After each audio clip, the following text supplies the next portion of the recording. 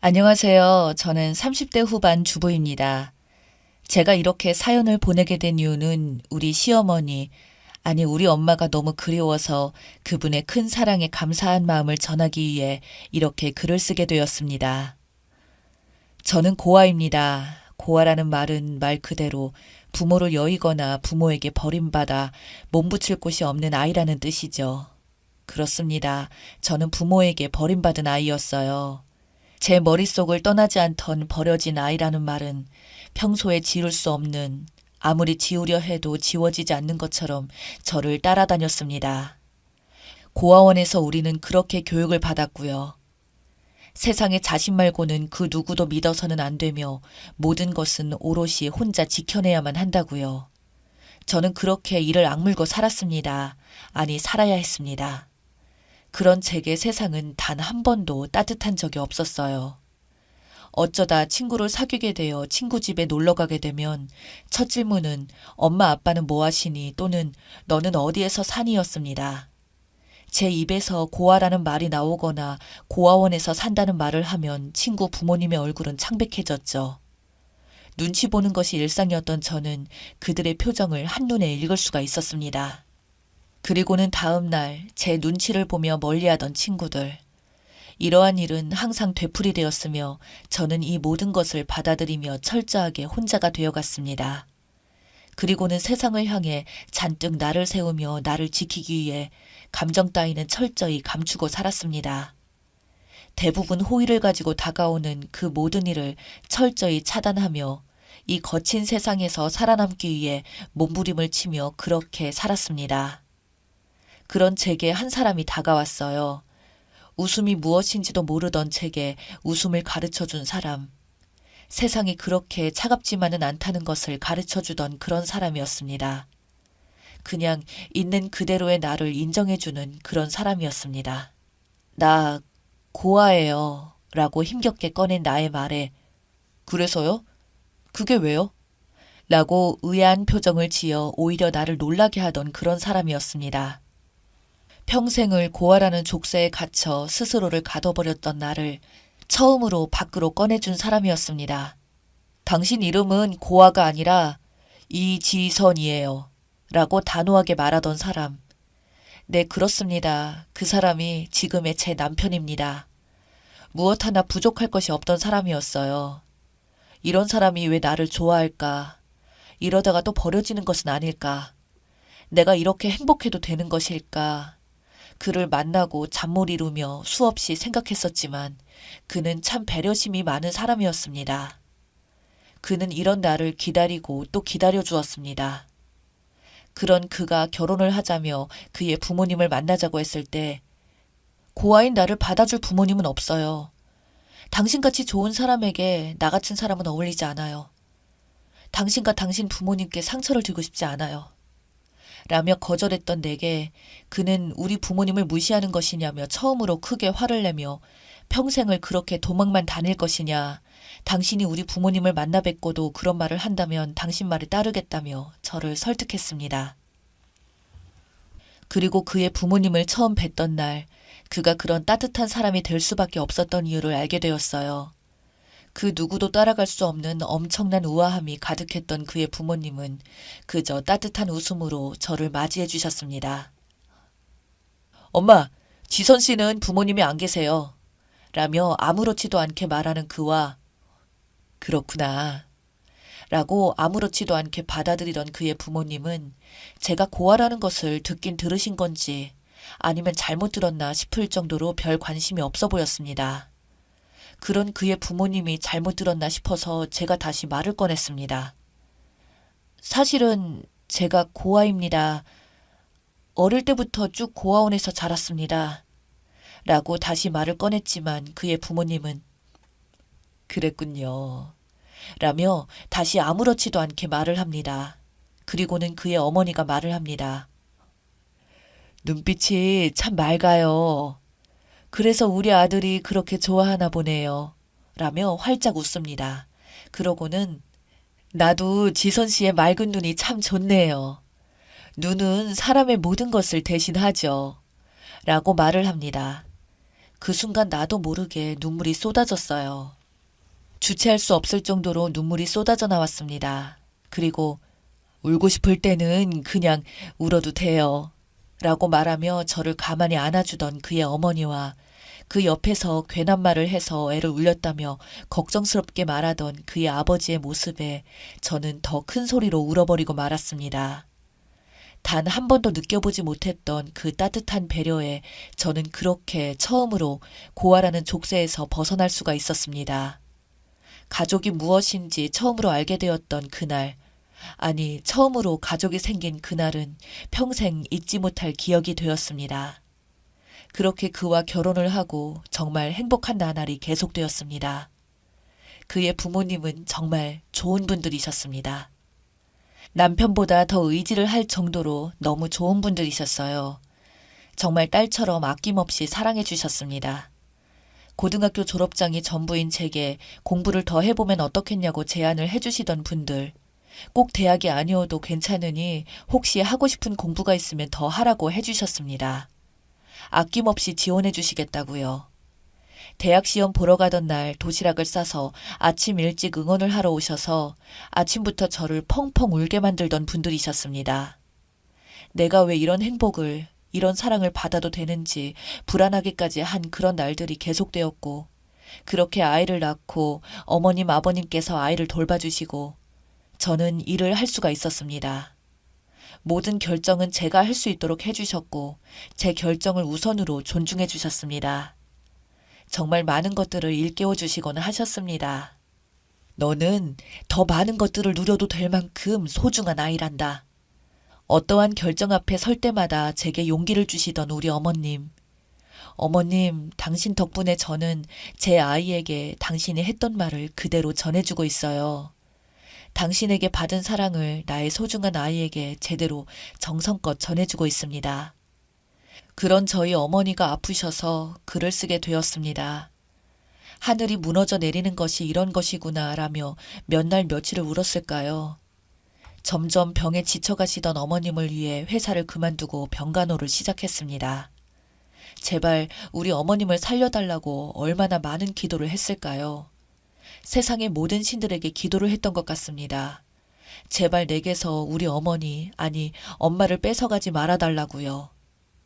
어머님은 간이 좋지 못하셨습니다. 간을 이식받아야만 했습니다. 남편과 어머님과 어머님의 형제분들이 검사를 받았지만 적합자가 없었습니다.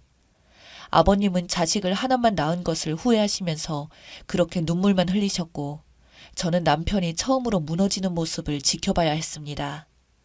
그런 가족들에게 제가 검사를 해보겠다고 했습니다. 아들도 맞지 않는데 너가 맞겠냐며 다들 말렸지만 저는 그 혹시 모르는 그 1%이더라도 해봐야 한다고 검사를 했고 그렇게 검사 결과가 나오던 날 어찌나 떨리던지 떨리는 손을 부여잡고 부디 적합하기를 간절히 기도했습니다. 그리고 놀랍게도 제가 적합하다는 그 말을 듣고 저는 알 수 있었습니다. 어머니와 제가 그냥 우연히 만난 것이 아니란 것을요. 그렇게 어머니께 이제 다 괜찮다고 말을 꺼냈지만 어머니의 대답은 뜻밖이었습니다. 지선아, 네 마음은 정말 고맙구나. 하지만 부모는 말이야, 자식에게 위험을 주면서까지 살고 싶어 하지는 않는단다. 모든 어미가 그래. 자식이 잘못될 수도 있는데 나 살겠다고 자식을 아프게 하는 어미는 없단다. 훈이가 적합하다고 해도 엄마는 그랬을 거야. 또다시 눈물이 흐르는 것을 감추며 이번에는 제가 단호하게 말을 했습니다. 그럼 엄마가 죽어가는데 가만히 보고 있을 자식이 어디 있냐고요. 남게 될 자식들 생각은 안 해보냐고요. 적합하다는 판정이 나왔는데도 시도도 안 해보고 그냥 그렇게 보내냐고요. 그럼 남겨진 우리는 어떠한 마음으로 살아가야 하는 거냐고요. 어머니는 지금까지 제 결정을 존중해주지 않았느냐. 이번에도 존중해달라고 저는 정말 단호하게 말했습니다. 그러자 어머니는 앞으로 아이를 다시 못 가질 수도 있고 약을 평생 먹어야 할 수도 있는 일이라고 의사에게 들었다며 옆에서 그걸 어떻게 지켜보냐며 눈물을 흘리셨어요. 엄마란 이런 것이었네요. 자식이 항상 먼저인 사람. 그런데 저를 낳아준 엄마는 어떻게 저를 그렇게 버릴 수 있었을까요?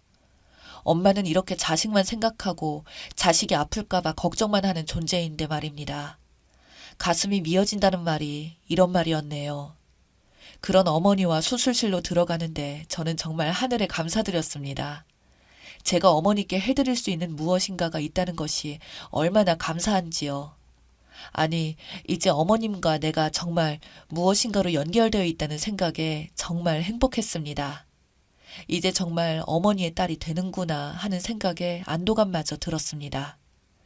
그렇게 우리는 모든 것이 다 잘 될 줄 알았습니다. 제가 적합자인 것조차 기적이었으니까요. 우리는 그렇게 기적이 일어날 줄 알았습니다. 하지만 세상은 정말 무심하게도 저희에게서 어머님을 데려가 버렸습니다. 이식수술로 처음에는 괜찮았으나 갑자기 안 좋아지면서 어머님은 그렇게 떠나가셨습니다. 너무 허무해서 눈물도 나오지 않더라고요. 믿기지도 않았고요. 세상에 유독 나에게만 이렇게 가혹한지 이해할 수가 없었습니다. 다들 행복하기만 한데 내가 행복해지면 안 되는 것인지 좌절하고 하루하루 참을 수 없는 불합리함에 신을 원망하고 있을 때 이모님이 찾아오셨습니다. 어머님의 남기고 간 것을 전해줘야 한다면서요. 그렇게 이모님은 어머님께서 꼭 혼자 열어보라고 했다며 당부하셨고 잠시 후 이모님은 돌아가시고 어머니께서 주신 상자를 가만히 바라보는데 갑자기 폭풍처럼 눈물이 쏟아집니다. 하지만 저는 감히 상자를 선뜻 열어보지 못했습니다. 몇 날 며칠을 눈물만 흘리다가 상자를 열어본 어느 날 저는 심장이 멎는 듯한 아픔을 느껴야만 했습니다. 그곳에는 사랑하는 내 딸아 라고 시작하는 어머니의 편지와 통장이 하나 있었습니다. 너가 이 상자를 열어보았다면 나는 이미 이 세상에 없겠구나 라고 어머님은 혹시 모를 죽음에 대해 미리 준비하셨던 것 같습니다. 그리고는 엄마가 오래오래 살아서 너를 지켜주고 싶었는데 너무나 미안하구나. 딸에게는 엄마가 꼭 있어야 하는데 우리 딸 앞으로 어떻게 지낼지 엄마가 걱정이 많아. 너의 정성에도 불구하고 이 못난 엄마는 너에게 상처만 주고 떠나는구나. 사랑하는 딸아, 항상 비상금은 있어야 한단다. 이 엄마가 결혼할 때 너희 외할머니가 통장을 하나 주더구나. 항상 지니고 있으면 든든할 거라고. 엄마는 살면서 힘이 들 때마다 할머니가 주신 그 통장을 열어보며 힘을 냈어. 우리 딸도 그랬으면 좋겠구나. 너가 힘이 들 때마다 엄마 생각하면서 잘 이겨냈으면 좋겠구나. 우리 딸 처음 보던 날 너의 맑은 눈이 다시 생각나는구나. 이번 생에는 비록 조금 늦게 왔지만 다음 생에서는 조금 더 빨리 엄마에게 와주렴. 다음 생에서도 엄마 딸 하자꾸나 딸아. 사랑하는 내 딸아, 너는 참 소중한 아이란다. 너는 더 많은 것을 누려야 한단다. 잊지 마렴. 항상 너를 소중히 생각하렴. 사랑하는 내 딸. 사랑하는 우리 엄마, 그곳에서는 아프지 마세요. 이제 딸 걱정은 하지 말고 편히 쉬세요. 사랑하는 우리 엄마, 당신의 커다란 사랑을 감히 따라갈 수 있을지 모르겠으나 나는 앞으로 당신의 딸로서 창피하지 않게 베풀고 배려하고 살겠습니다. 다음 생에 저도 꼭 엄마 딸로 같이 오래오래 살아요. 엄마, 사랑해요. 당신이 너무너무 보고 싶은 날입니다. 사랑합니다.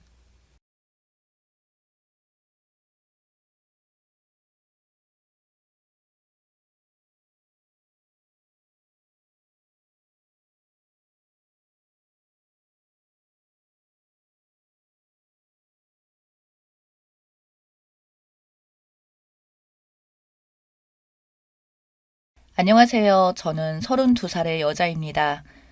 얼마 전 파혼을 했고요.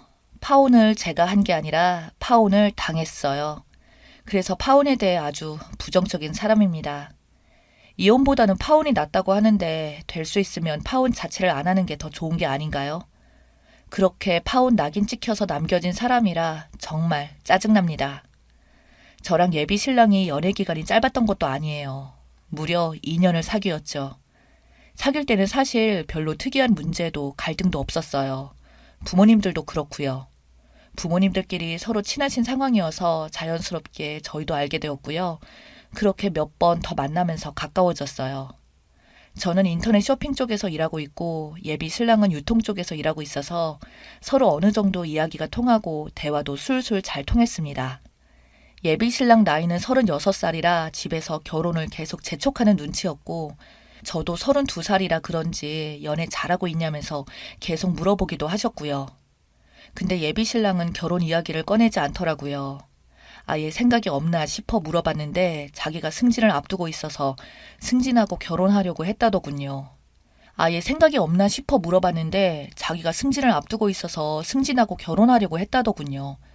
근데 제 생각에는 예비 신랑이 승진을 하나 안 하나 지금 하나 나중에 결혼하는 건 똑같으니 기다릴 것도 없이 빨리 결혼해도 된다고 이야기했습니다.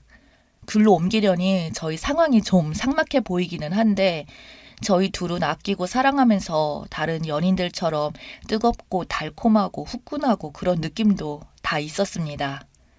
게다가 2년을 만났으면 어느 정도 서로 확인할 건 다 한 거잖아요. 간을 봐도 2년이면 레시피까지 다 파악될 정도인데 더 미룰 필요가 없다고 생각했죠. 예비 신랑은 한참을 망설이다가 결혼하자고 하더니 그때부터 양가 부모님도 뵙고 결혼 준비도 본격적으로 시작했어요. 그때까지도 아무 문제가 없어 보였네요. 상견례도 잘 마쳤고 예비 시어머님은 제 손을 잡고 고맙다고 한 10번은 들었던 것 같아요. 그래서 저도 기분 좋게 결혼 준비를 하고 있었어요. 제가 한번 당해보고 하는 소리지만 결혼식 준비하기 전에 반드시 통장을 하나 만들어 놓고 하세요. 마치 데이트 통장처럼 만들어서 거기에 써야 합니다. 저는 예비 신랑 말 믿고 결혼식 비용 문제는 알아서 하겠다고 하길래 그냥 다 맡겨놓고 있었거든요. 그러다 보니 나중에 기가 막힌 일을 당하게 되더군요. 결혼식 한 달 전 청첩장 초안을 만들 때였습니다. 그때 유독 예비 신랑이 기운이 없어 보였죠. 저는 내심 결혼 때문에 저러나 싶어 걱정했고요. 여자의 촉이 무서운 게 설마 했는데 다 맞더군요. 그때 처음 파혼 이야기를 꺼냈습니다. 확신이 없다며 아직 결혼에 대해 준비가 되지 않았다더군요. 원래 청첩장을 뽑을 시기에 한번 심각하게 고민을 했다고 해요. 그거 뽑다가도 주변에 싹 뿌려버리면 사실상 결혼한 것처럼 되니까요. 근데 그것도 말이 안 되는 게 청첩장을 뽑아야 주변 사람들이 아는 것도 아니고 저만 해도 이미 회사에서 저 결혼하는 건 모르는 사람이 없는데 어이없었죠. 그 뒤로 결혼을 한 해 만에 어쩌네 징징거리다가 그냥 파혼하기로 했습니다.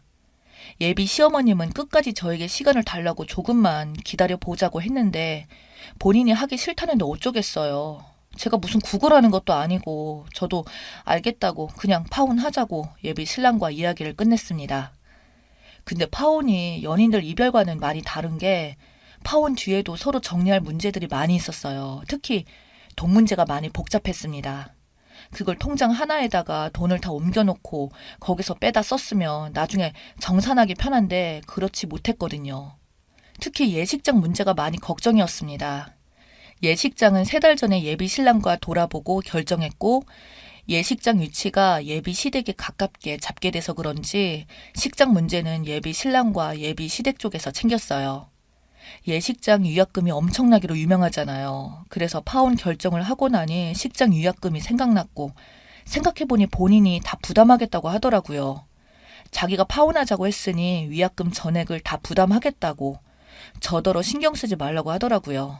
그래서 신혼여행 위약금도 알아서 한다고 했습니다. 사실 그 말이 맞는 말이면서도 본인이 저렇게 알아서 한다고 하니 기분이 묘하더라고요. 걱정되었습니다.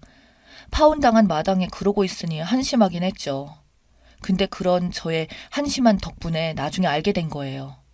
처음에 예식장 알아볼 때도 조금 이상하긴 했는데 저희는 웨딩 사진도 따로 업체를 찾아 했거든요. 결혼식을 준비할 때는 그렇게 돈을 아끼려고 하더니 파혼 후에 저렇게 돈을 막 쓰겠다고 하는 게 정말 이상했어요. 다른 사람 같았습니다. 심지어 저희가 결혼 후 쓰려고 청소기 같은 가전 미리 사둔 게 있어요. 그게 좀 값이 나갑니다. 근데 할인을 심하게 해서 미리 사둔 게 하나 있었거든요. 그 청소기도 그냥 저보고 쓰라고 주더라고요. 그러면서 계속 미안하다고 하는데 일단 그렇게 청소기를 받았습니다. 지금은 저희 엄마가 쓰고 계시고요. 엄마는 그 청소기를 쓸 때마다 우셨습니다. 제가 그거 쓰지 말라고 해도 성능이 너무 좋다고 하시면서 울면서 청소했습니다. 저도 가슴이 아프고요. 원래 파온 후 돈 문제 그런 걸로 많이 복잡하다고 들었는데 이상하게 너무 깔끔해서 그게 계속 찝찝했습니다. 친구들은 뭐가 이상하냐고 고마운 거라며 결혼했으면 더 좋았을 거라며 아깝다고 하더라고요. 그래도 위약금이 한두 푼이 아니고 전액을 다 한쪽이 부담하고 그걸 모른 척 하기에도 불편해서 전화를 해봤어요. 전 남자친구에게 연락해서 위약금이 얼마 나왔냐고 나도 일정 부분은 부담하겠다고 했었어요. 그렇게 해야 내가 마음이 편할 것 같다고 알려달라고 이야기했는데 자꾸 괜찮다고 얼마 안 나왔다고 충분히 자기가 낼 수 있다고 하더라고요. 거의 30분을 넘게 물어도 대답하지 않길래 점점 이상하기까지 하더라고요. 그래서 다음날 예식장에 전화를 해봤습니다. 위약금이 대체 얼마인지 직접 물어보려고 했어요. 근데 최근에 취소된 예식이 없다고 하는 겁니다. 그래서 제가 잘못 기억하고 있나 싶어서 근처에 있는 예식장은 몽땅 다 연락해봤고요. 그래도 못 찾아서 직접 내려가 봤습니다. 보면 기억하니까요. 진짜 예약하기로 한 예식장이 맞았고 다시 한번 꼼꼼하게 다 살펴봤습니다. 예전에 찍어놓은 사진과 비교하면서 그 예식장을 찾았어요. 곧장 사무실에 가서 물어봤죠. 보름 전에 취소하는 예식이 없냐고 물어보니 없다고 하더라고요. 정말 환장하겠더라고요. 게다가 제 이름도 없다고 해서 결국에는 신랑 이름을 불러주니 그제야 찾더군요. 근데 3달 전에 이미 취소되었다고 예약하고 거의 일주일 만에 바로 취소했다고 하면서 그 담당 직원이 저에게 밝게 웃으며 90일 전에 취소된 예식은 위약금이 발생하지 않아요. 걱정 마세요. 하는 겁니다. 저는 그 말이 더 충격적이더라고요. 그럼 나는 지금 2달 동안 하지도 않을 결혼을 준비한다고 그 난리를 피웠나 싶었습니다. 짝사랑도 아니고 짝결혼도 아니고 이게 뭔가 싶었네요. 제 차 직원에게 물어봐도 대답은 같았습니다.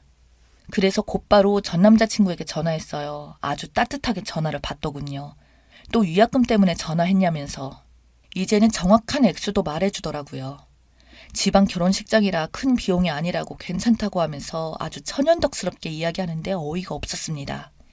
그래서 제가 그럼 신혼여행도 잘 취소했냐고 물어보니 지난주에 이미 취소했다고 그것도 괜찮다고 하며 아주 자상한 목소리로 이야기하더군요. 그래서 곧장 이메일을 확인해 봤어요. 전 남자친구 이메일을 들어가서 확인해 보니 별다른 취소 메일이 없더군요. 전화해서 물어봐도 당사자가 아니라서 알려줄 수가 없다는 말뿐이었고요. 혹시나 하는 마음에 직접 가보기로 했어요. 어디까지 나를 속였는지 두 눈으로 확인해 보고 싶었습니다. 일주일 뒤 원래는 결혼 준비를 해야 하는 날 당일이라 회사는 당연히 가지 않았고요. 그래서 쉬겠다고 하니 힘들겠다면서 3일 정도 쉬다 오라고 하더군요. 그래서 그날 오후에 얼굴을 다 가리고 나왔습니다. 엄마는 그런 제 모습을 보고 뭐가 창피해서 그러냐고 당당하게 살라고 소리를 지르시며 우셨어요. 공항에 도착해서 그때 전 남자친구 이메일에서 확인한 일정표를 보고 모이는 곳까지 저도 가봤습니다. 거기에 제 남자친구가 떡하니 서 있더라고요. 활짝 웃으면서 있는데 순간 무슨 새신랑 같았습니다. 별 생각이 다 나더라고요. 나 말고 다른 여자랑 결혼식을 올린 건가 싶기도 했는데 그때 여자가 오더니 아주 대놓고 팔짱도 끼고 신혼부부가 따로 없었네요. 영상으로 다 찍어놨고요. 그냥 그 자리에서 달려가서 뒤엎고 싶었는데 일단 두고 보기로 했습니다. 그리고는 그대로 전 남자친구 집에 갔습니다. 처음에는 어이도 없고 황당했지만 조금 시간이 지나니 화가 끓어오르더라고요. 그래서 바로 내려갔습니다. 전 남자친구 집으로 갔어요. 당당하게 초인종을 누르고 놓고 온 물건이 있어서 찾으러 왔다고 근데 연락이 되지 않아서 직접 왔다고 했고요. 어머님은 처음에는 엄청 당황하시더니 나중에 저보고 미안하다고 하며 일단 들어오라고 문을 열어주셨습니다. 그렇게 전 남자친구 방을 들어가서 이것저것 다 뒤져봤습니다. 그렇게 싹 뒤지다가 그 여자 여권 사본도 봤고요. 컴퓨터로 메신저 내용도 다 확인하고 정말 기가 찼어요. 결혼을 망설이던 이유가 그 여자였습니다. 보니까 자동차 키도 놓고 갔길래 아주 느긋하게 주인 없는 차에 가서 블랙박스도 다 뒤져봤죠. 보면 볼수록 파혼하길 잘했다는 생각이 들더군요. 저랑 연애할 당시에도 그 여자를 만나고 있었고요. 그럼 저랑 헤어지고 그 여자한테 가면 될 텐데 그러지 못하는 이유가 있었습니다. 유부녀거든요.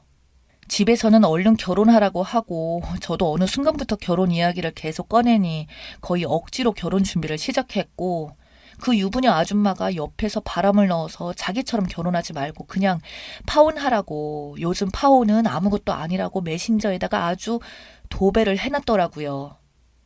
참, 그 집 남편도 불쌍했습니다. 그렇게 그 여자는 남의 집 결혼식을 파투내고 거기다 부족해서 신혼여행까지 따라간 거고요. 어떻게 그런 생각을 할 수 있는지 어이가 없었습니다.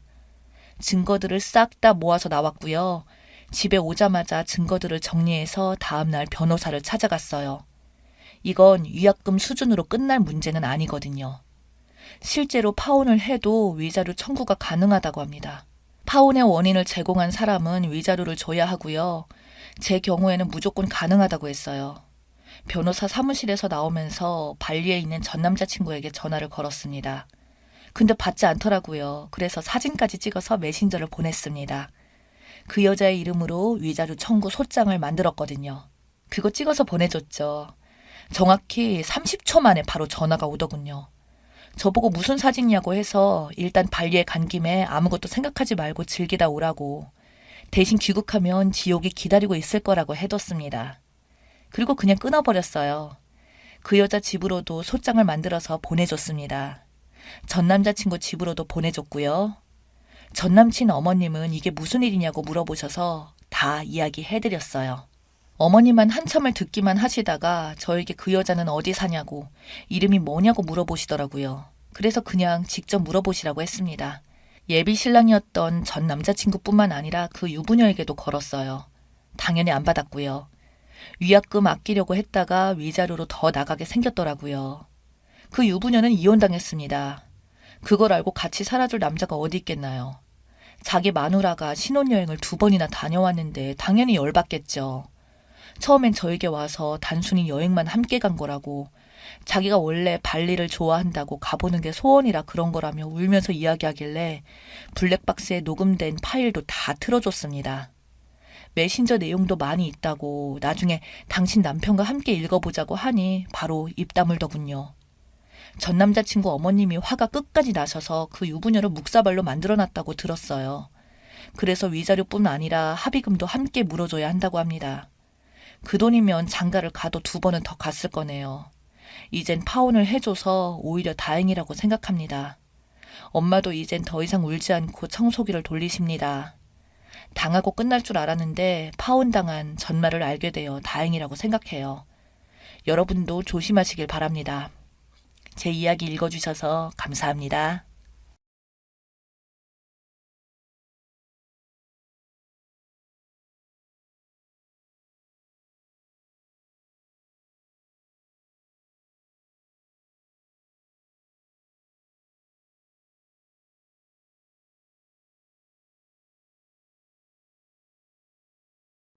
늙고 병들면 사람은 아프고 죽는다.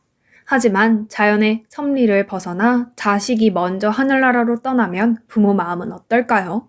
오늘 오랜만에 쉬는 날이어서 주저리 못난 제 인생 좀 읊어보고 여러분들에게 위로를 좀 받을까 싶어서 사연을 보내봅니다. 이 늙은 이야기가 어떻게 들리실지는 모르겠으나 이번 생에 제 인생은 실패인 것 같습니다. 하나뿐인 아들을 정말 어렵게 늦은 나이에 얻게 되었습니다. 병원에서도 기적이라고 불릴 만큼 하늘에서 내려준 축복에 저도 아내도 애지중지 키웠습니다. 넉넉지 않은 부모 아래에서 태어나 말썽 한번 안 부리고 바르게 자란 아들이 너무나 고마워서 내가 해줄 수 있는 것은 다 해주면서 키우리라 하고 마음먹고 자랐어요. 저희 모두 아들이라고 하면 껌뻑 죽는다고 해도 말이 될 정도로 살아왔기 때문에 저희 애가 자라면서 비록 아주 부잣집 아들처럼 크지는 못했지만 그에 준할 만큼 대접받으며 자랐다고 저는 장담할 수 있습니다. 하지만 그렇게 잘 해주면서도 인성적인 교육은 더 시켜야 했던 걸까요? 아들이 커가면서 저는 알 수 있었어요. 아들을 너무 오냐 키웠던 것이 정말 자기가 하고 싶은 대로만 하고 살려고 한다는 걸요. 저희 아들은 자기 부탁을 거절받는 걸 이해하지 못했습니다. 아주 작게는 군것질을 하게 용돈 달라는 부탁이었어요. 아무리 저희가 챙겨주고 싶다고 해도 사정이 아주 여의치는 않았기 때문에 가끔씩은 돈이 없어서 내일 주겠다고 미룬 적도 있었습니다. 하지만 아들은 그런 것들을 하나도 받아들이지 못하고 계속 떼를 쓰고 눈물을 흘리고는 했습니다. 당연히 저로서는 당황스럽고 왜 이러나 싶을 때도 있었지만 그때까지만 해도 안일하게 생각했던 것 같습니다. 원래 아이들은 떼를 쓰는 게 당연하고 저희 아들 역시 그런 애들처럼 행동하는 것뿐이라고 생각했으니까요. 확실히 커가면서 아들은 부탁을 거절받는 것에 있어서 대놓고 운다거나 투정을 부린다거나 하는 일들은 줄어갔습니다. 그러나 늘 그것을 마음에 품으며 마치 무기처럼 저희한테 꺼내는 일이 많았어요. 저번에도 해주기로 했는데 안 해주셨잖아요. 이번에도 그럴 셈이에요. 제가 이런 아들의 성격에 대해 이야기를 하는 이유는 이번에 제가 사연을 정리하면서 말씀드리고 싶은 일이 바로 아들의 부탁을 거절하지 못한 것 때문에 일어난 일이기 때문입니다. 저희 아들은 한 20년 정도 회사 생활을 했어요. 아들이랑 회사에 대해 이야기를 많이 나누지는 않았지만 오랜 시간 한 회사를 다녔기 때문에 저는 아들이 그 회사에 많이 만족하고 있다고 생각했습니다. 그러나 아들은 회사 생활이 만족스럽지 않았나 봅니다. 많은 사람들이 그렇겠지만 아들도 그 안에서 자기 나름의 큰 꿈을 키워오고 있었던 것입니다. 아들이 키우고 있던 꿈은 바로 자기만의 사업을 하는 것이었어요. 아들이 그동안 아무 말 없이 20년이라는 긴 세월 동안 한 회사를 올곧게 다닌 이유도 사업을 하기 위해서는 돈이 필요했었고 어차피 어느 회사에 들어가든 최종적인 목표는 사업이기 때문에 그냥 귀찮게 이직할 것 없이 한 회사에 몸을 담는 게 편했기 때문에 그 회사에 꾸준히 재직했던 것입니다. 주변에 사업하는 사람들이 많지는 않았지만 친구놈들 자식의 이야기를 들어보면 이미 사업하고 있는 애들이 몇몇 있기 때문에 아들이 사업하고 싶다는 이야기가 마냥 놀랍지는 않았어요. 하지만 부모로서 걱정도 되었습니다. 왜냐하면 저희 아들이 사업가 맞는다고는 생각하지 못했으니까요. 물론 그게 전부는 아닙니다. 아들은 지금껏 회사를 다니면서 돈을 모았지만 그것만으로는 사업을 온전히 하기가 부족하다고 했어요. 그래서 저와 아내에게 투자를 해달라는 식으로 부탁을 했습니다. 저도 최대한 제 돈만으로 어떻게 해보려고 했는데 아버지랑 어머니도 알다시피 사업이 한두 푼 모아가지고 되는 게 아니라서요. 아버지랑 어머니가 저한테 투자를 좀 해주셨으면 좋겠어요. 최대한 많이. 그럼 분명히 성공할 수 있다고 생각해요. 갑자기 무슨 말이니? 조금 당황스럽구나. 사업은 아무나 하는 게 아닌데 준비는 다 하고 말하는 거니? 저에게 있어 유일한 자식의 부탁을 저희는 단칼에 거절할 만한 사람들은 아니었습니다. 하지만 문제가 있다면 저희에게 아들 사업에 투자할 만큼 큰 돈이 없었다는 것이 문제였습니다.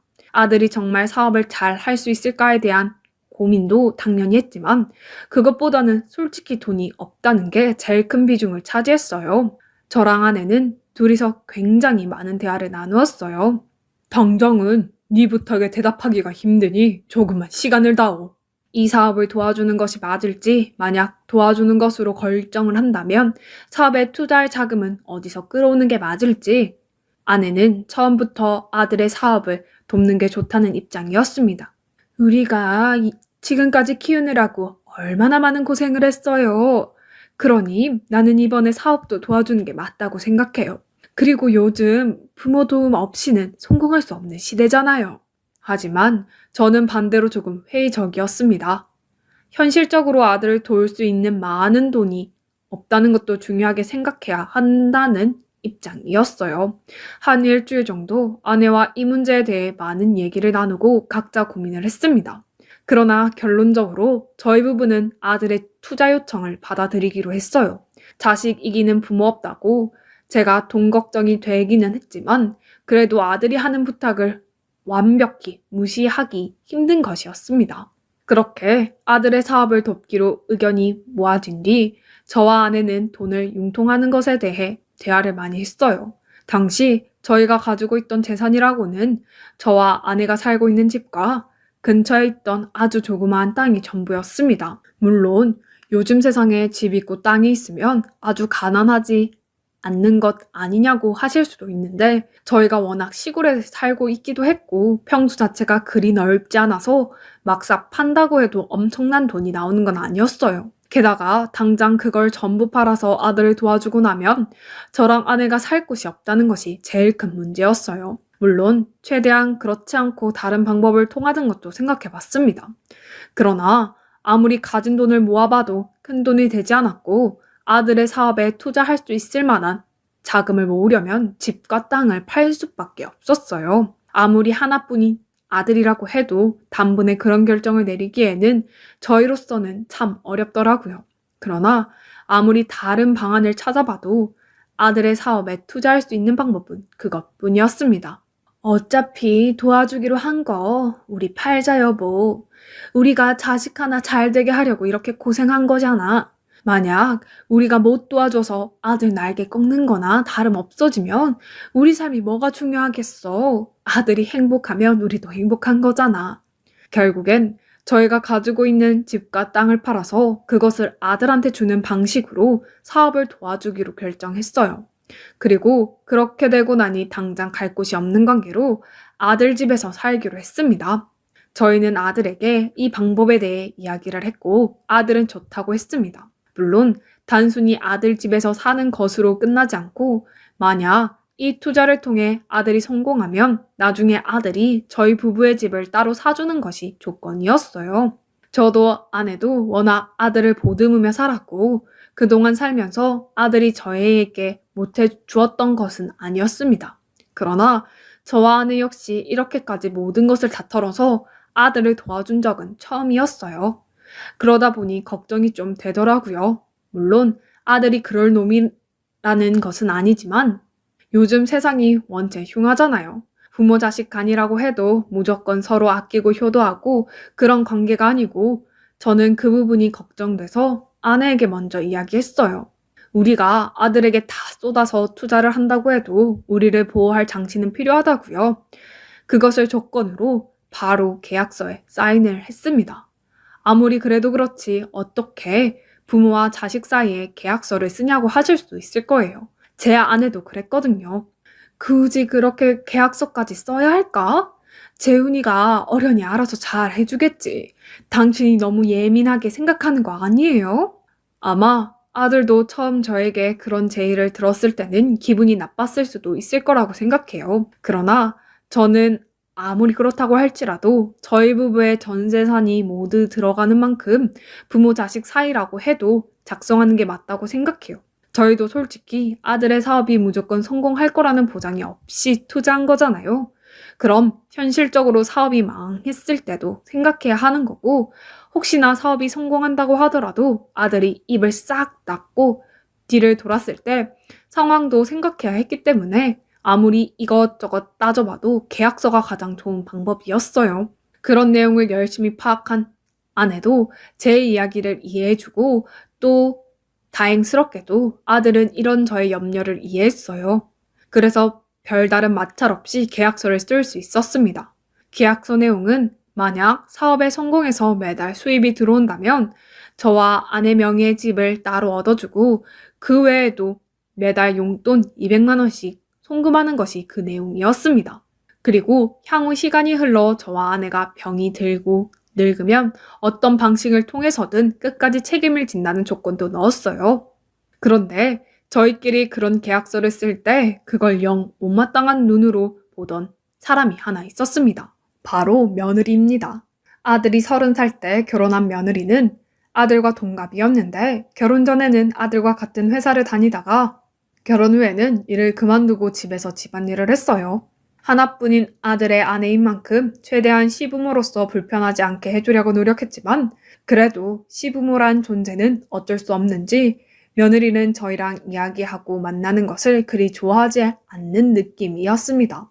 마음은 충분히 이해했기 때문에 저희도 굳이 며느리랑 만나서 더 친분을 쌓으려고 한다거나 하지는 않았습니다.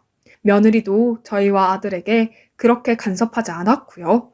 그런데 그런 며느리가 보기에도 계약서까지 쓰는 것은 영 아닌 모양이었는지 나중에 아들에게 살짝 이야기를 했나 보더라고요. 굳이 그렇게 계약서까지 써야 하는 거야? 잘 되면 어련히 어머님이랑 아버님 챙겨 드릴 텐데 가족 사이의 계약서는 너무 딱딱하지 않아? 며느리가 뭘 걱정하는지 이해가 안 되는 건 아니었지만 어찌됐든 저희로서는 마냥 포기할 수 없는 것이었기 때문에 결국 며느리가 마음에 들어 하지 않아도 저희는 저희끼리 효부 계약서를 작성했습니다. 그리고 예정대로 아들네 집에 들어가서 살았어요.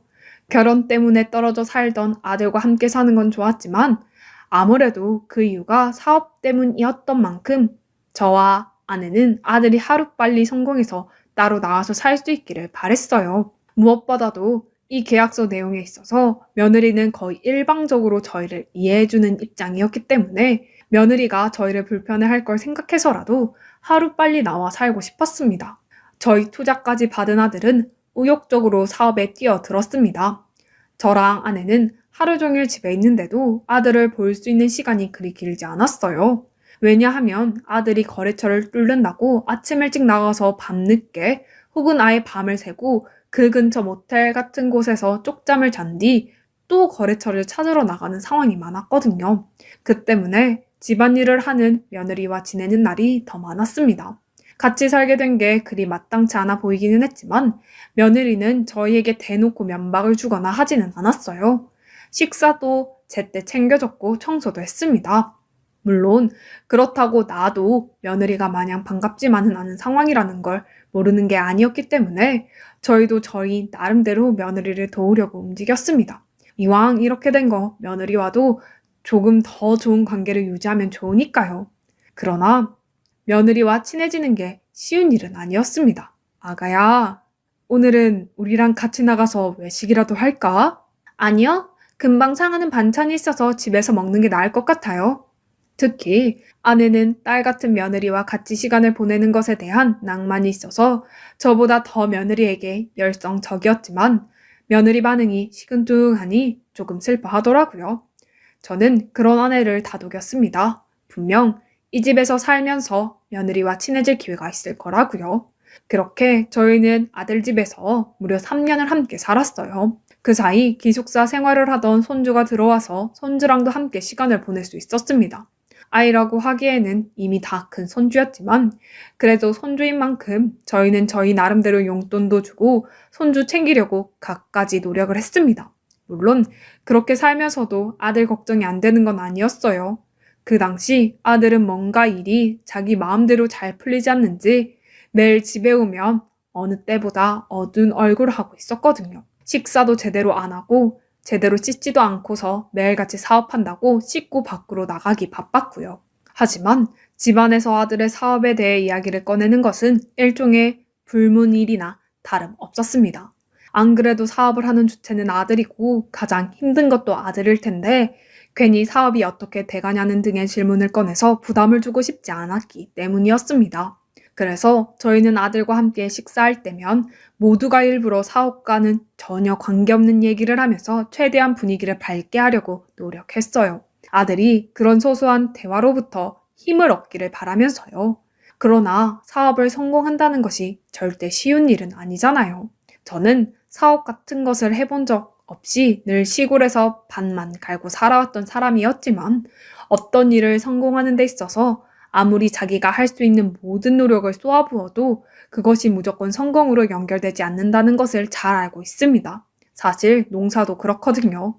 농사를 짓는 것 자체가 계절 따라 신경을 많이 쓰면 어느 정도 성공을 한다 치더라도 결국 농산물을 팔고 꾸준히 손님들이 찾는 곳이 되기 위해서는 또 그 많은 노력이 추가적으로 필요합니다.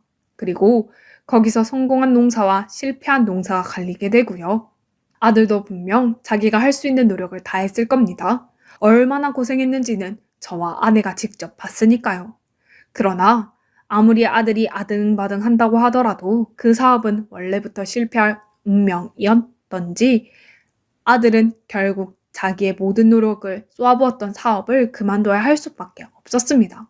사업이 실패하고 아들은 모든 의욕을 잃은 듯 방 안에만 틀어박혀 있는 날들이 많았어요. 며느리와 손주를 포함해서 온 가족이 그런 아들의 기운을 보돋아 주겠다고 노력을 했지만 아들은 오히려 그런 것에 더 자존심이 상했는지 나중에 가서는 저희랑 대화 한마디 하지 않았습니다. 네가 그렇게 방에 틀어박혀 있으면 어떡하니? 식사라도 해야지. 그래야 정신 차리고 다시 일어날 수 있다. 제발 정신 좀 차리고 밥 좀 먹어라. 아무리 아내가 우는 소리를 하면서 아들을 밖으로 꺼내려 해도 아들은 절대 나오지 않았습니다. 아들이 빤히 그러고 있는 상황에서 남은 가족들이라고 기분 좋게 지낼 수 있을 리가 없었어요. 게다가 아들은 사업 실패의 고통을 이기지 못하고 결국 얼마 안 가서 홀로 방에서 끊었습니다. 아들이 방으로 나오지 않는 것을 참지 못한 채 망치로 문고리를 끊어서 방에 들어가게 되어 알게 되었어요. 하나뿐인 아들을 잃은 슬픔은 그 어떤 것으로도 치유가 될 수 없었어요. 아들이 힘들어하는 것은 모두 알고 있었지만 그렇다고 해서 설마 스스로 세상을 떠날 정도로 마음의 병이 크다고는 상상하지 못했어요. 그리고 완벽히 회생이 불가능하다고 판단했을 때 떠날 예정이었던 것입니다. 이 사실을 미리 예방할 수 없었던 것에 힘들었습니다.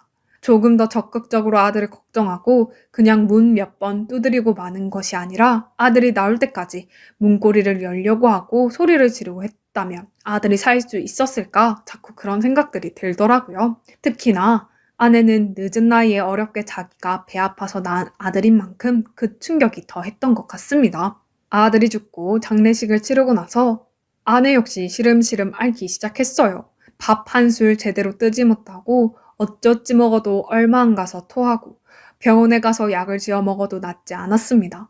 아들을 잃은 마음의 병이었던 것입니다. 저는 아들을 잃은 지 얼마 되지 않아서 그 슬픔을 추스리기도 전에 아내를 보살펴야 했어요. 그러던 와중에 청천벽력 같은 이야기를 며느리에게서 들었습니다. 이제 재현 씨도 이 집에 없는데 어머님이랑 아버님도 이만 나가주세요. 저는 당연히 말도 안 된다고 주장했습니다. 아들 녀석 살아있을 때 사업하려고 모든 재산을 다 털어준 상황이라 갈 곳도 없는데 이 집에서 나가면 저희는 어디에서 먹고 자나요? 게다가 무엇보다도 저에게는 아들이 살아있을 때 쓴 효부 계약서가 있습니다. 그 계약서에 따르면 저희가 병들고 늙어도 아들이 모든 책임을 져야 한다는 내용이었어요. 그러나 며느리는 계약서를 보여줘도 눈 하나 깜짝하지 않았어요. 오히려 이렇게 이야기하더라고요. 자기랑 계약한 게 아닌데 그게 무슨 소용이냐고요. 저는 애초에 재현 씨가 어머님이랑 아버님이랑 그런 계약서를 쓴다는 것 자체를 인정하지 못했는데 그래도 재현 씨와의 계약이니까 아무 말 안 했던 거예요. 그런데 지금 재현 씨 같고 그 계약을 제가 이행할 필요도 없죠. 며느리는 막무가내였습니다. 그럼 집을 구할 때까지 몇 달만 더 있게 해달라는 제 부탁에도 며느리는 자기는 참을 만큼 참았고 애초에 시부모님이랑 살기 싫었는데 이때까지 버텨온 것도 용하다며 당장 나가라고 저와 아내의 짐을 마음대로 싸서는 거실로 내던졌어요. 저는 어떻게든 며느리를 설득하려 했지만 며느리는 이미 마음을 완벽히 정한 터라 뒤도 돌아보지 않았어요. 결국 별고비라서 아내가 몸이 조금이라도 나아지는 며칠만 더 있겠다는 허락을 받고 저는 그 사이 어떻게든 저희 둘이 살 수 있는 집을 알아봤습니다. 물론 단기간에 집을 보기가 쉽지 않았기에 아무런 소득이 없이 최종적으로 며느리 집에서 쫓겨나왔어요. 제가 선택할 수 있는 것은 몇 개 없었어요. 몸이 안 좋은 아내를 데리고 둘이서 함께 할 수 있는 것이 없었어요. 그래서 저는 제가 일해서 돈 벌 생각을 하고 아내를 요양원에 보내야겠다는 생각을 하게 됩니다. 요양원 비용도 만만치 않았기 때문에 저는 아내를 요양원에 맡긴 뒤 바로 일자리를 구해야 했습니다. 물론 제가 나이가 있는지라 어지간한 일자리를 얻는 것이 쉽지 않았기 때문에 저는 고민을 하다가 예전 집 근처에 살고 있는 조카한테 전화를 걸었어요. 조카는 오랜 시간 돼지 농장을 해왔는데 아무래도 오래도록 밭일을 해온 저로서는 서울에서 일자리를 찾는 것보다는 시골에서 할 일을 찾는 것이 나을 것 같았기 때문입니다. 정말 다행스럽게도 저는 조카 덕분에 돼지 농장에서 일할 수 있었습니다. 돼지 농장은 밭일과는 많이 달랐지만 그래도 주변에서 물어봤던 일이라 그런지 적응하기가 어렵지는 않았어요. 그러나 그렇게 일을 하면서도 한편으로는 자괴감이 너무 들더군요. 일이 힘들고 고돼서 그런 게 아닙니다. 그냥 이렇게 집도 절도 없이 조카한테나 의지하게 된 제 신세가 너무 처량했기 때문입니다. 하나뿐인 아들이 잘 되기를 바랬을 뿐인데 대체 왜 이렇게 살게 된 건지. 물론 그런 자괴감에 빠져 있을 시간도 없었어요. 아내가 입원해 있는 요양원비를 내려면 정말 뼈 빠지게 일해도 모자랐으니까요. 며느리의 집에서 그렇게 나오고서 며느리와는 단 한 번도 연락을 해본 적이 없었습니다. 하지만 어떻게 알았는지 손주 녀석이 저희한테 아주 가끔씩 연락을 했어요. 저는 며느리와 연이 끊기면서 손주와도 당연히 연락이 끊길 줄 알았는데 저희를 먼저 찾아서 연락을 주었다는 것이 너무 고마웠어요. 아무래도 아주 살가운 할아버지와 손주 관계는 아니었기 때문에 자주 연락을 하지는 않았지만 그래도 1년에 한 번씩 안부를 주고 받았어요.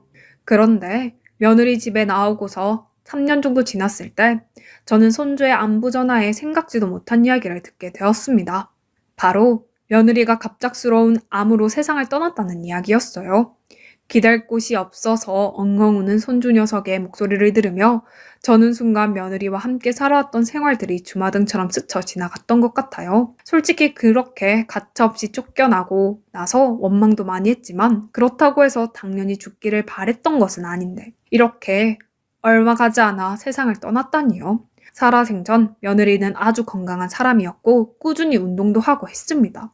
그런 며느리여서 이렇게 예고도 없이 세상을 떠났다는 게 더 믿어지지가 않았던 것 같아요. 그 전화를 받은 날은 조카한테 몸이 조금 안 좋다고 이야기를 하고 먼저 집으로 돌아와서는 하염없이 며느리 생각, 아들 생각만 했던 것 같습니다. 며느리도 참 그렇게 우리를 버릴 거면 잘 살기라도 하지. 지금도 참 많은 후회가 되고 있어요.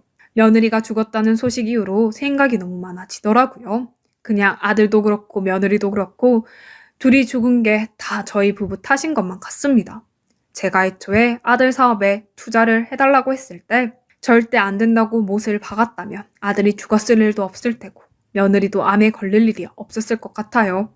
정말 지금은 아내가 살아있으니 저조차도 살아있는 거지 아내까지 떠나면 제가 어떻게 될지 모르겠습니다.